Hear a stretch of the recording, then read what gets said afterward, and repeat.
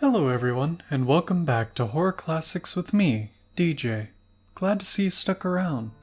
Things are gonna get a bit crazy.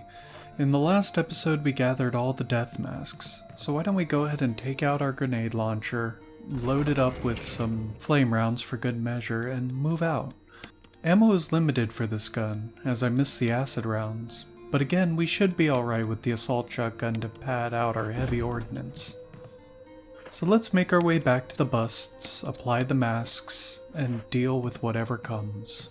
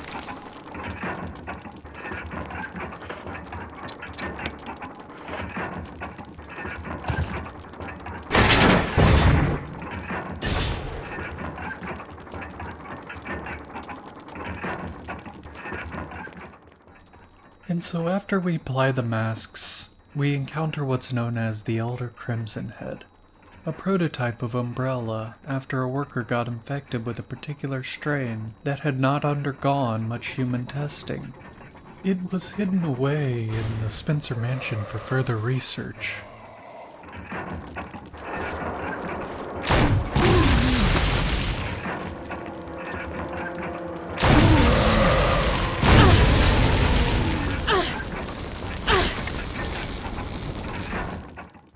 And with that, the Elder Crimson Head is dead. We can move on from the main mansion, after we pick up the nifty little emblem that he left for us.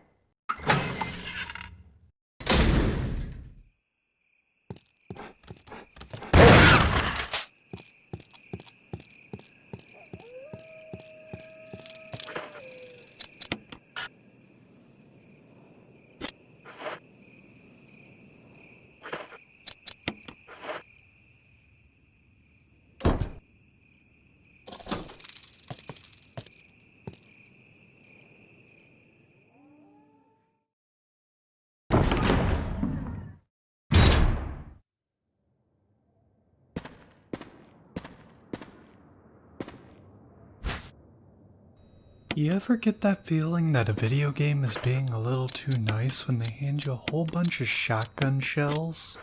Kinda getting that feeling right now.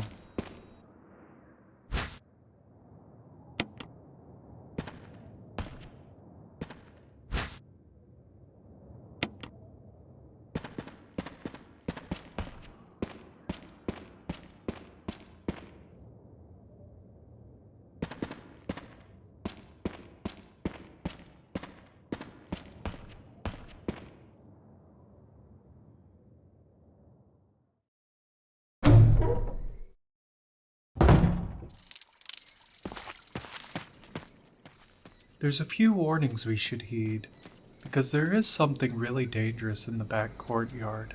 Somebody respond! Over! Barry? Monster! James! Gun! Ineffective! It's it! Stay away! Forest outside mansion! Stay! Hey! And it's not going to be happy when we come around. So after a little struggling against my impeccable timing skills, I finally get the solution locked in, and we can move on to grab what we need to get to the next area.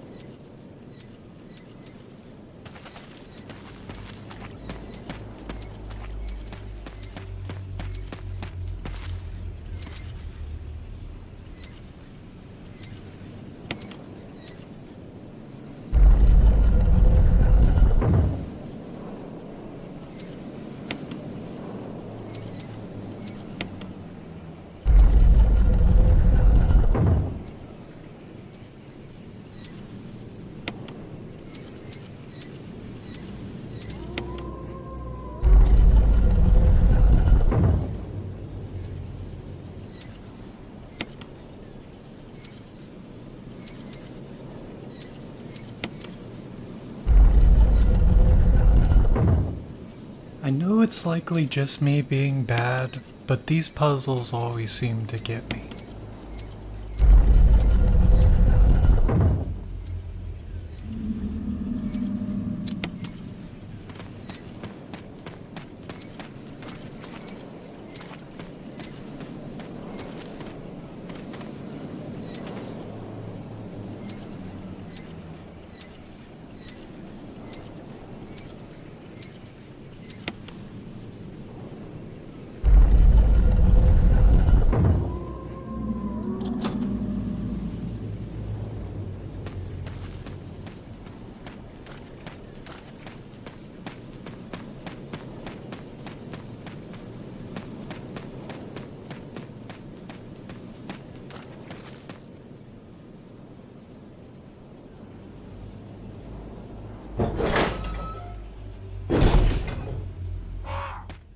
So I used to know where these emblems are, but unfortunately for this run I wasn't able to grab the weapon here. Maybe a little bit later on down the road, but for now I'm just gonna let these birds be and move on. We've got a new friend to meet, and it's a doozy of a friend.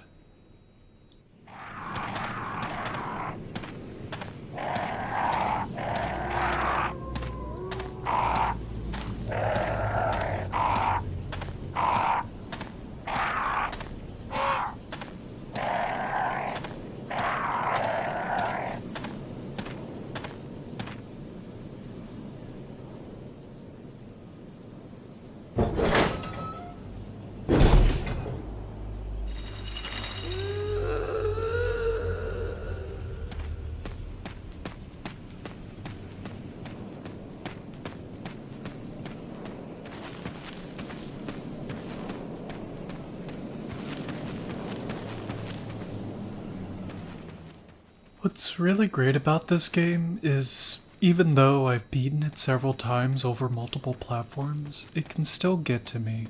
And this segment does put me on edge without me really even noticing. This upcoming house has a secret hiding in it, and we need to explore it. When you walk in, it slightly resembles a safe area, having a typewriter and an item box. We don't have any ink ribbons, but we don't need to save here, nor do I want to, as the lack of music is rather anxiety-inducing.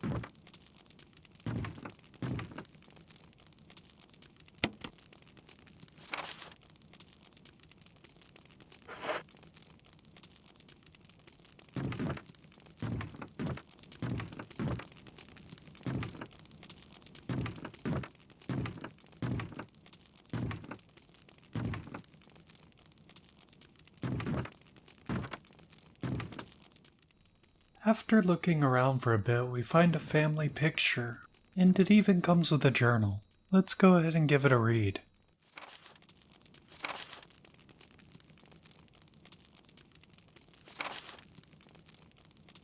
"19.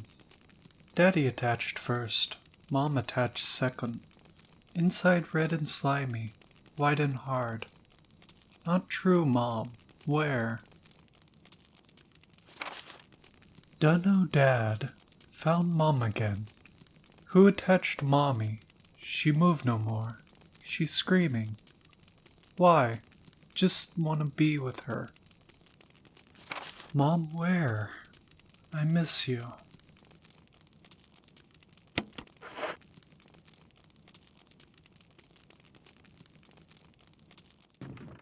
After reading it, I do take a minute to sort out my item box before moving on. Honestly, this place really gets under my skin. It's the reason that even after all these years, this game is one of the best when it comes to the atmosphere. And you might not realize how tense you are until after you put it down. It's one of the greats in my book, and this area is a masterclass in creepy foreshadowing leading to a horrific revelation.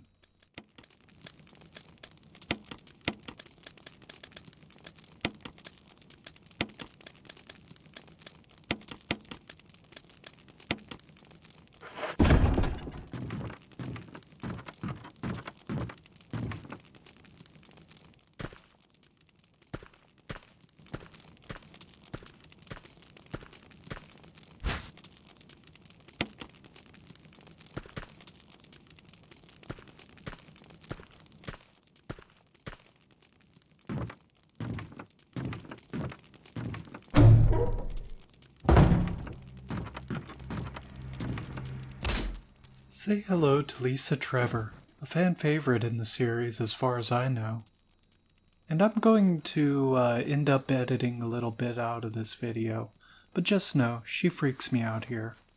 I do eventually get out of the area, but it's after I calm down enough to realize I'm running around in circles. You're gonna miss absolutely nothing.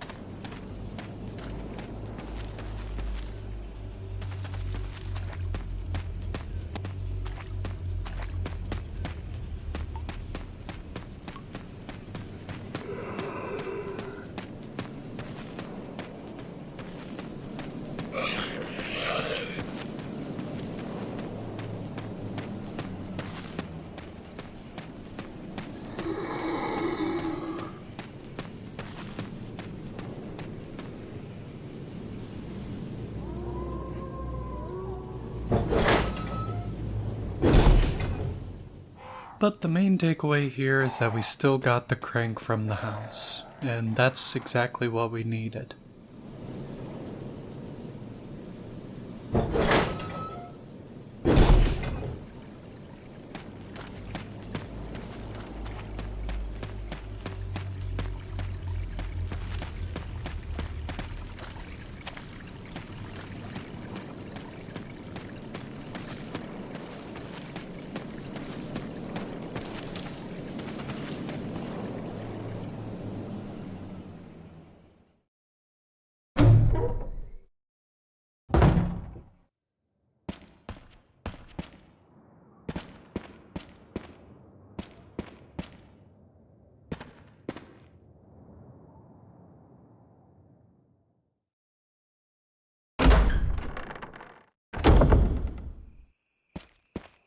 This is Brad. If you can hear me, just give me a sign. Anything. Jill to Brad, can you hear me? Shit, it's broken.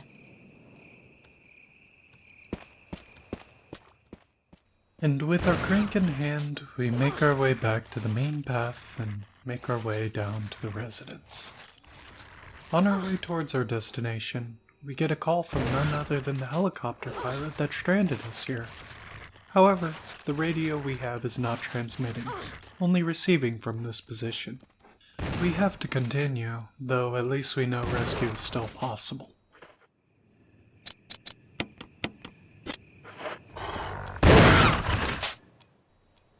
And yeah, I do end up clearing the dogs out of this area, but it's just to make my life easier on the way back. Resident Evil loves the backtracking, and it works really well when you have an enclosed area like the Spencer Mansion.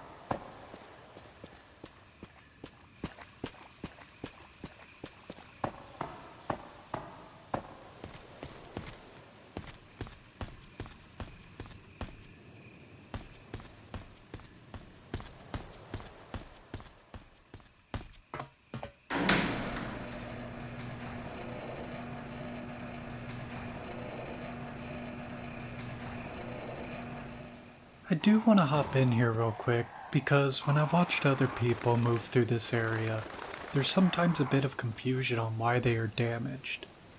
And I just want to give one piece of advice on approaching the residence.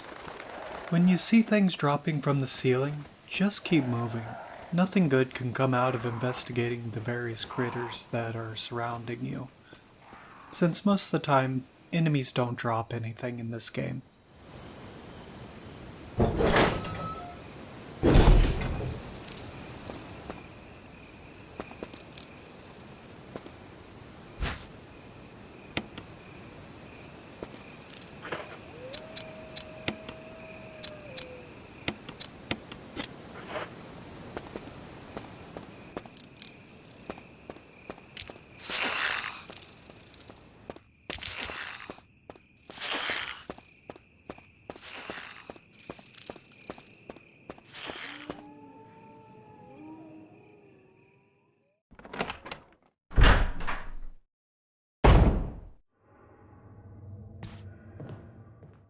And after a short jog, we've arrived at our destination, where we will spend a good amount of time learning more about the story, and figuring out even more enigmas that this place is hiding.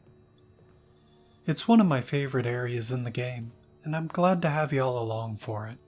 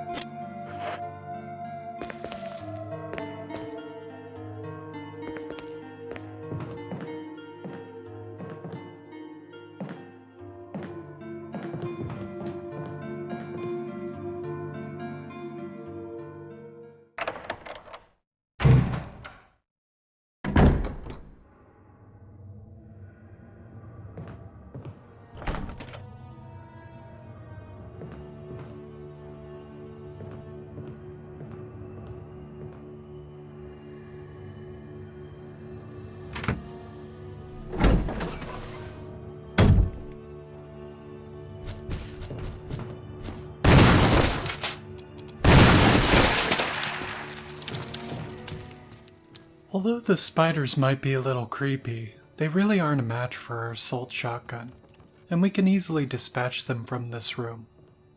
We will need to for the puzzle in here, which isn't essential, but honestly, I've forgotten what it is and would like to know.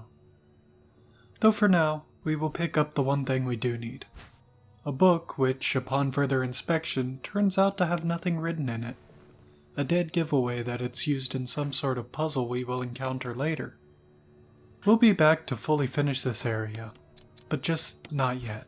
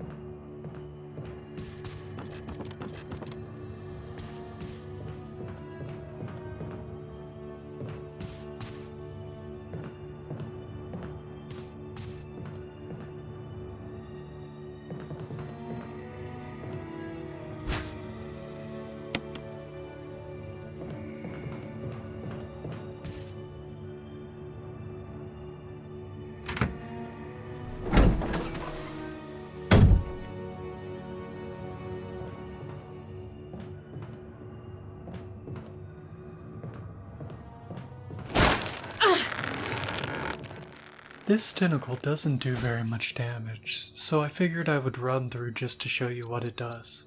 Not like I forgot or anything. Nah, not me. Joking aside, we will eventually move the box over it when we come back around.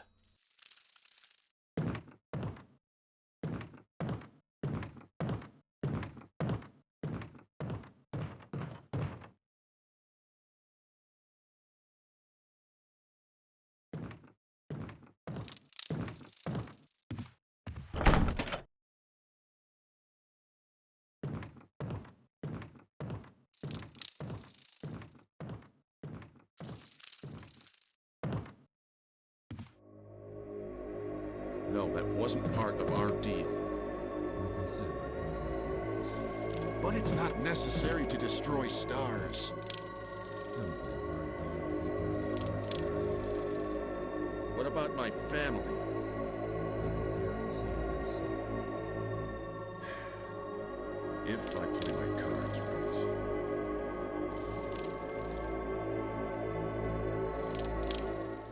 So Barry is either losing his mind or not being completely honest about why he's here. But he has saved our life, so he's not a bad guy, I don't think. Jill! Barry, I heard someone talking. Oh, you heard. I think age is starting to take its toll. Talking to myself is becoming a bad habit. Talking to yourself? You alright? What's gotten into you?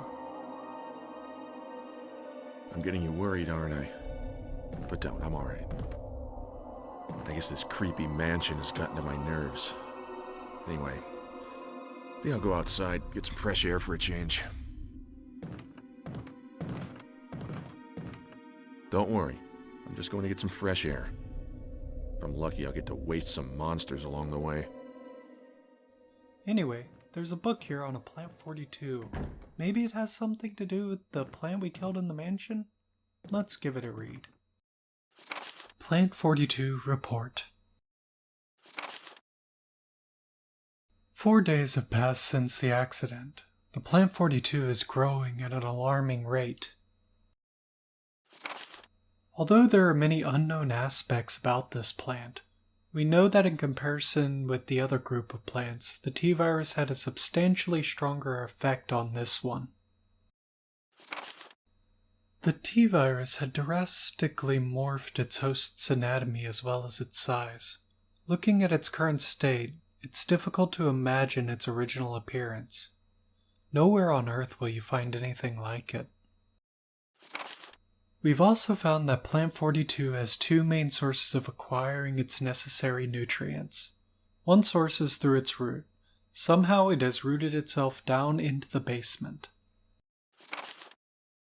Immediately after the accident, a scientist went mad and destroyed the aqua ring. Ever since, the basement has been like a pool. There's a high possibility that it's one of the chemicals in the water that's promoting the Plant 42's rapid growth. However, we have yet to determine the specific chemical. A bulb-like body of the Plant 42 has been sighted hanging from the ceiling of the first floor. We are sure that it used air ducts to reach the first floor. Numerous long tentacle-like vines are protruding from the bulb. We believe the vines are the second means of acquiring its nutrients. When the Plant 42 senses prey, it uses tentacle-like vines to capture the prey. After doing so, suckers on the vine drain the prey of its blood.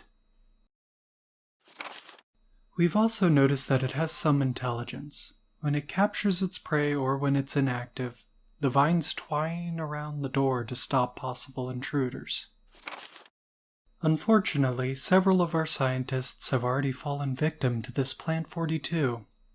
When we heard the stories from the survivors, they all observed one thing in common. When the uniform petal-like flaps open and reveal its vital innards, it has a tendency to become more aggressive. One witness reported that it was as if it was trying to protect itself. Why it behaves the way it does is still unknown. May 21st, 1998, Henry Sarton. So I guess we'll have to take care of the plant this document entails. but not before, regrettably, running out of time. So we're just gonna head back to the safe room and pick up right where we left off next time.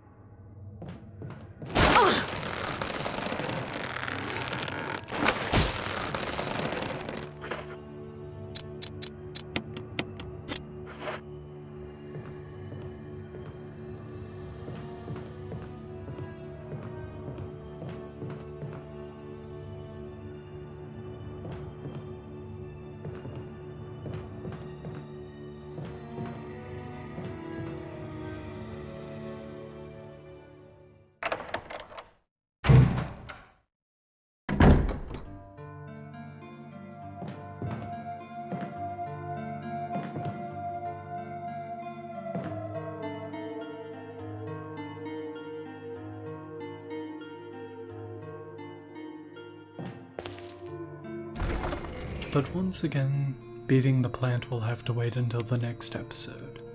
As always, thank you so much for making it this far. If you enjoyed the video, please leave a like. It would also be awesome for you to subscribe and hit the bell icon so you know whenever I upload. And if you want to go above and beyond, comment frog down below. I'll leave it a heart and know you watched the video all the way through. But before I plug too much, I hope you all have a great week. And thanks again for watching.